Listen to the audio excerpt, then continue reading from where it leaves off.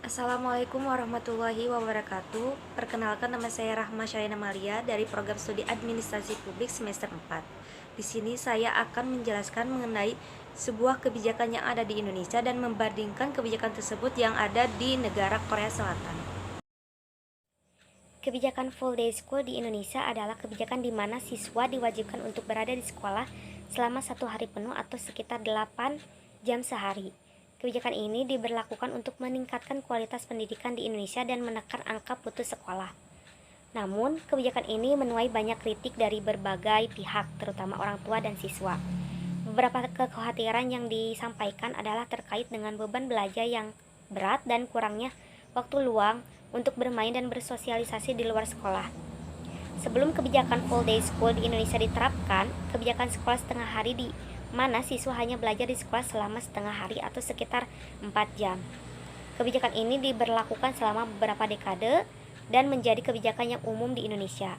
Namun, kebijakan sekolah setengah hari juga menuai kritik karena dianggap tidak efektif dalam meningkatkan kualitas pendidikan.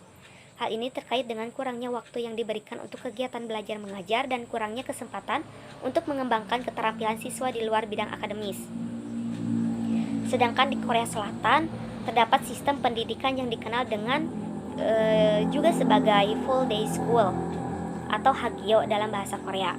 Sistem ini mengharuskan siswa untuk menghabiskan waktu lebih lama di sekolah daripada sistem pendidikan tradisional. Dalam sistem full day school, siswa biasanya tiba di sekolah pada pukul 8 pagi dan mengikuti kegiatan belajar hingga sore hari, bahkan seringkali hingga malam hari. Sistem ini bertujuan untuk memberikan kesempatan kepada siswa untuk belajar lebih intensif dan lebih lama, serta mengurangi waktu yang dihabiskan untuk belajar di rumah. Namun pada tahun 2020, pemerintah Korea Selatan mengumumkan bahwa mereka akan menghentikan praktik full day school pada tahun ajaran 2021 dan menggantikannya dengan sistem yang lebih fleksibel di mana siswa dapat memilih untuk mengikuti program tambahan setelah jam pembelajaran reguler selesai.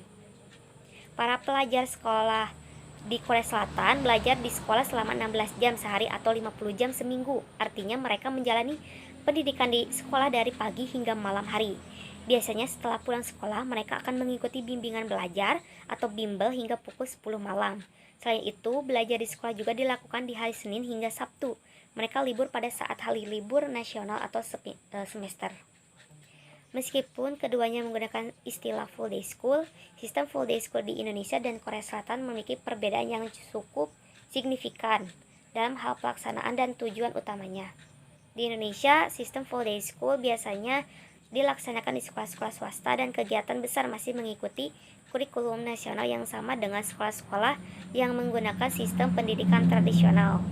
Siswa yang mengikuti full day school biasanya tiba di sekolah pada pagi hari dan mengikuti jam pembelajaran reguler hingga siang hari. Setelah itu mereka biasanya memiliki waktu untuk makan siang dan istirahat sebelum melanjutkan kegiatan belajar tambahan seperti bimbingan belajar atau kegiatan ekstrakurikuler.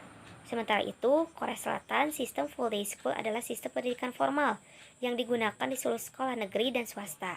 Siswa yang mengikuti full day school di Korea Selatan menghabiskan lebih banyak waktu di sekolah daripada siswa yang mengikuti sistem pendidikan tradisional dan mereka mengikuti kegiatan belajar tambahan hingga malam hari.